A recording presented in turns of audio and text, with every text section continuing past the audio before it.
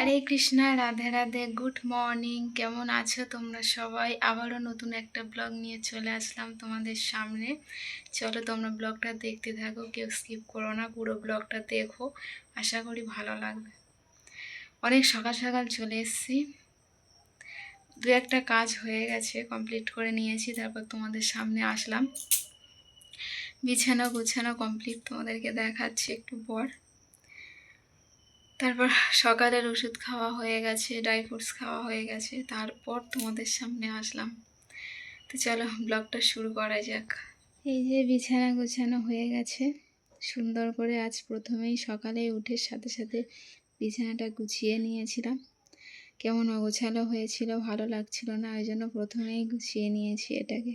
আজ সকাল থেকে কেন জানি না শরীরটা ভীষণই দুর্বল লাগছে, কোনো কাজের প্রতি কোনো এনার্জিই পাচ্ছি না।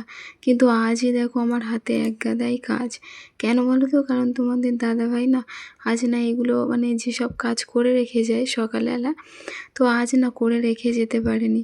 দু একটা করে গেছে, যেমন মেঝেটা মুছে দিয়ে গেছে, স্নানের জল তুলে দিয়ে রেখে গেছে, এই দু একটা করে রেখে গেছে। এই ওয়াশের কাজটাও তোমাদের দাদাভাই করে, কিন্তু আজ না করে রেখে যেতে পারেনি, যেহেতু আজ অনেকটা বেলা হয়ে গেছিলো।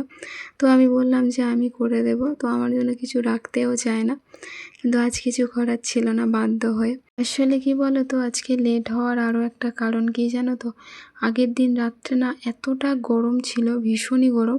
আর একটু গরম হলে আমি একটু ঘুমাতে পারলেও তোমাদের দাদাভাই একদম গরম সহ্য করতে পারে না, আর ঘুমাতেও পারে না। এখন তো খাটে ঘুমায়ও না, কিন্তু তাও মেঝেতেও ভীষণই গরম করছিল, এতটাই গরম যে ও ঘুমাতেই পারেনি, আর উঠতে লেট হয়ে গেছে, ওই জন্য এসব কাজ করে রেখে যেতে পারিনি।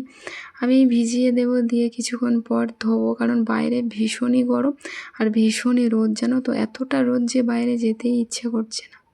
চলে আসলাম বাসনগুলোকে গুছিয়ে নিতে, কারণ এগুলো ফেলে রাখলে হবে না, যেহেতু করতেই তো হবে বলো। যত ফেলে রাখবো তত সময় চলে যাবে, আর কখন করব, বেলা তো হয়েছে, তাই না? তো ওই জন্য বসে গেছি, ভাবলাম এগুলোকে গুছিয়ে রাখি, তারপরে এক এক করে পরের কাজগুলো পরে করে নেব। আজ আবার না মাছ কাটতে হবে আমার। এটা না যে রান্না করব, কিন্তু রান্না সকালবেলা তো হয়ে গেছে, সকালবেলা হয়েও যায়, তোমরা জানো, এর আগেও বলেছি। কিন্তু এই যে মাছ আছে, এই মাছটাকে কেটে ভেজে রাখবো, যেহেতু পরদিন রান্না করতে পারবো। তো ওই জন্য এইটা গুছিয়ে নিয়ে চলে যাব মাছ কাটতে। এই যে রেডি করে নিয়েছি, বসে যাব মাছ কাটতে। ছাই নিয়ে নিয়েছি জায়ের উনান থেকে। খুব বেশি মাছ না, দেখতে পাচ্ছ দুটোই মাছ মাত্র আমাদের দুজনের জন্য, কিন্তু তারপরও আমি এই মাছ খাই না, যেহেতু এটা কই মাছ, আর আমি না কই মাছ খাই না, জানো তো। তো এই দুটো মাছ তোমাদের দাদাভাইয়ের জন্যই রান্না করে দেব। আর এই কই মাছটা না আমার যা দিয়েছে আমাকে, যেহেতু উনি আগের দিন বৃষ্টি হয়েছিল, সেই বৃষ্টিতে না পেয়েছিল, মানে পুকুর থেকে উঠেছিল। শুধু এই দুটো মাছ না, আরও অনেক মাছই উঠেছিল, তো আমাদের জন্য দুটোই দিয়েছে।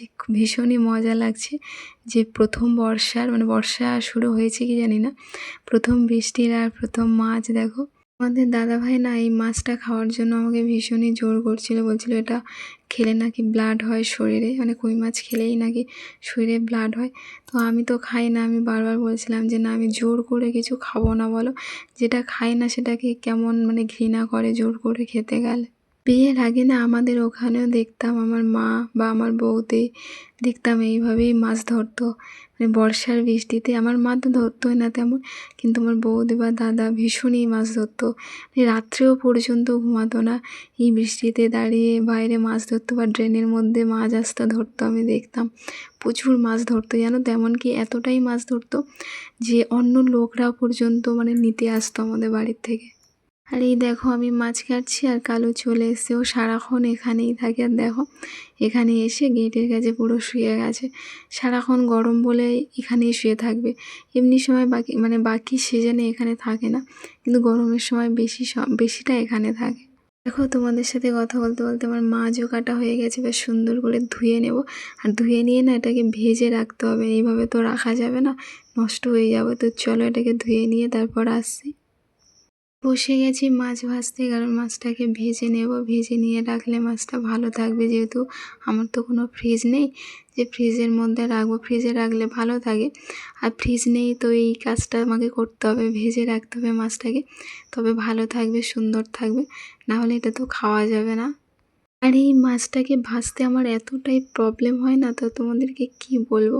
এই কই মাছ বলো বা ওই যে শোল মাছ, ল্যাঠা মাছ যেটা বলে, মানে এই মাছগুলো না আমার ভাজতে ভীষণই প্রবলেম হয়।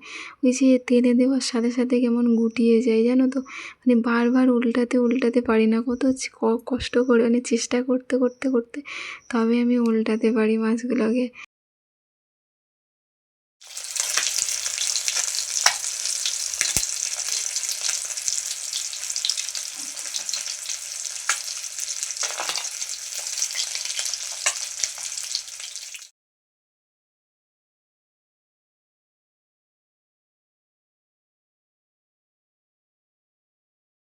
দুটো মাছ ভাজতে গিয়ে ভীষণই নাজেহাল অবস্থা, ভীষণ গরম পড়ছে আমার। সত্যি কথা বলছি, আজ ভীষণই গরম। আর মাছ ওই যে হিটের সামনে বসে মাছ ভাজছিলাম, ভীষণই গরম। মাছ ফাছ ভেজে এই যে চলে আসলাম জাম খেতে। অনেকগুলোই জাম আছে, আর এই জামগুলো না আমার শাশুড়ি মা আমাকে দিয়ে গেছিলো। আগের দিনের জাম ছিল, কিনে নিয়ে এসেছিলাম। সেই জামগুলো না একদম খেতে পারিনি। খাবো খাবো করে আর মনে ছিল না, আর 2 দিন থাকার পর নষ্ট হয়ে গেছে। কেন জানি না জাম থাকতেই চায় না, একটু রাখলেই নষ্ট হয়ে যায়। সাথে সাথে খেয়ে নিলে না তাহলে ভালো। জামগুলো শেষ করে রুমটাকে ঝাড়ু দিয়ে চলে যাব স্নানে, যেহেতু অনেকটা বেলা হয়ে গেছে, স্নান তো করতেই হবে।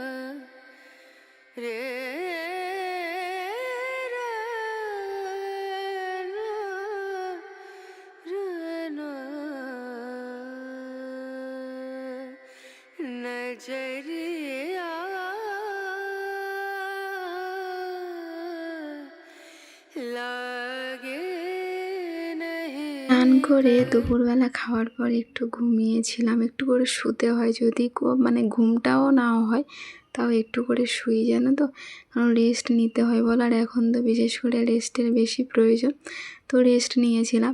তারপর এই যে এখন চলে আসলাম সন্ধ্যাবেলা তোমাদের সামনে। এই যে রান্না বসিয়ে দিয়েছি, রান্না করে নেব। আর বেশি কিছু রান্না করব না, যে বেশি কিছু করিও না জানো, খুব কমই রান্না করি এমনি আমি। তো আজ করব ডাল আর ওই যে আলু উচ্ছে ভাজা। তো ওতে না মানে কড়াইতে আগের থেকে তেল ছিল, তেল রাখা ছিল, তো ভাবলাম এতে ডালটা প্রথমে করব না, তো ভাজাটাই প্রথমে করে নেব। তো ওই জন্য যে মাছ ভাজা তেল ছিল সেই তেলে না ভাজাটা করছি। জানি না গন্ধ লাগবে কি না, কারণ এটা আমি জানি না, এর আগে কখনো ট্রাই করিনি যে মাছ ভাজার তেলে আলু ভাজলে বা কিছু করলে গন্ধ হয় কি না। তাও এই যে ভাজা করে নিচ্ছি। কিন্তু রাত্রে যখন এই ভাজাটা খেয়েছিলাম আমার তো গন্ধ মনেই হয়নি, কেন জানি না। মাছ ভাজা তেলে ভেজেছিলাম, তাও গন্ধও হয়নি। তোমরা যারা যারা বন্ধুরা আমাকে কমেন্ট করো না যে এইভাবে এগিয়ে যাও, তো আমার না ভীষণ ভালো লাগে। তখন জানি না মানে কেন জানি না একটা এনার্জি পাই যে আমাকে তোমরা কতটা ভালোবাসো। তোমরা আমাকে এইভাবে কমেন্ট করো, তাহলে আমি ভীষণই খুশি হব। ব্লগটা আর বাড়াবো না, এখানেই শেষ করব। তো আমার ব্লগ যদি ভালো লেগে থাকে লাইক কমেন্ট শেয়ার সাবস্ক্রাইব করে দিও, আমার পাশে থেকেও সাপোর্ট করো। আর যারা অলরেডি সাবস্ক্রাইব করে দিয়েছো তাদেরকে অসংখ্য ধন্যবাদ ও ভালোবাসা।